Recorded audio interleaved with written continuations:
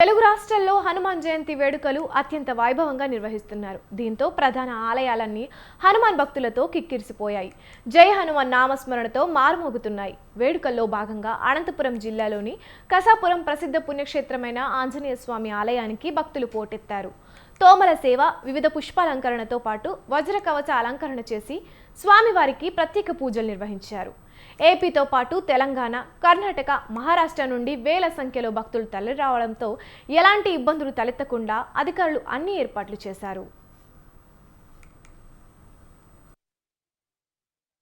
తెలంగాణలోని ప్రసిద్ధ పుణ్యక్షేత్రమైన వేములవాడలోనూ హనుమాన్ జయంతి వేడుకలు వైభవంగా నిర్వహించారు.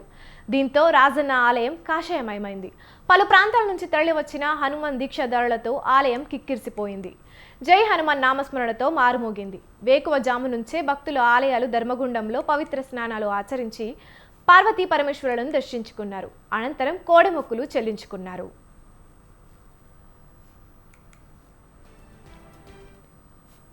ముందు మేము వేములవాడ రావడం జరిగింది. ఇక్కడ రాజరాజేశ్వర టెంపుల్లో దర్శనం చేసుకొని బద్దిపోషమ్మ మిగతా పుణ్యక్షేత్రాలు ఇక్కడ ఉన్నాయి లోకలు పుణ్యక్షేత్రాలను దర్శించడం జరిగింది.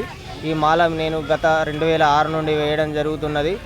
మాకు చాలా మంచి జరుగుతున్నది. దీనివల్ల మాకు భూత పేత పిశాచాలు కానీ మిగతా ఎటువంటి ఆటంకాలు ఉన్నా ఎటువంటి లేకుండా మాకు ఇంటి కుటుంబ సభ్యులకు ఆయుర ఆరోగ్యాలతోటి చాలా మంచిగా ఉండగలుగుతున్నాం.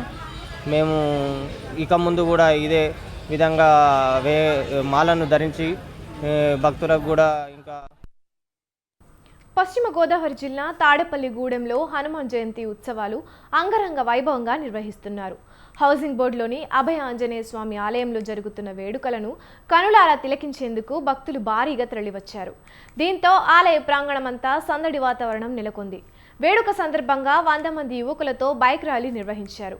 ఇక భక్తులకు ఎలాంటి ఇబ్బందులు తలెత్తకుండా ఆలయ అధికారులు అన్ని ఏర్పాట్లు చేశారు.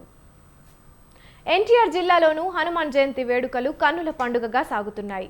కంచకచర్ల మండలం పరిటాలలో ఉన్న 135 అడుగుల శ్రీ అభయాంజనేయ స్వామి వారిని దర్శించుకుంటున్నారు. ఇందుకోసం తెల్లవారుజాము నుంచే భక్తులు తరలి రావడంతో సందడి వాతావరణం నెలకొంది. భక్తులకు ఎటువంటి అసౌకర్యం కలగకుండా ఆలయ కమిటీ సభ్యులు ఏర్పాటు చేశారు.